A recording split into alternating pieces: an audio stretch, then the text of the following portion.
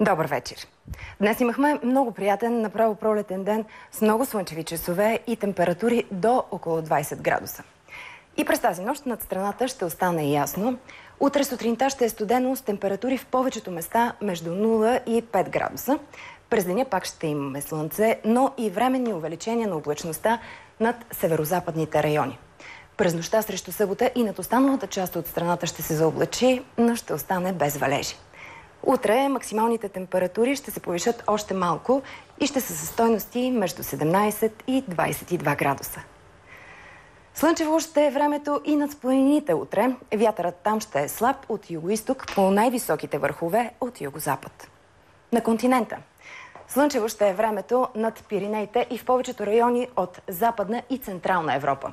Над източна ще е облачно, дъжд ще вали в централните райони от Европейска Русия, а на север валежите ще са от сняг. В по-голямата част от континента температурите са близки до обичайните за периода, сравнително ниски са в Западна, а през следващите дни ще се понижат и в Централна Европа. У нас през следващите дни облачността ще е значителна. На места в източните и планинските райони ще превалява слаб дъжд.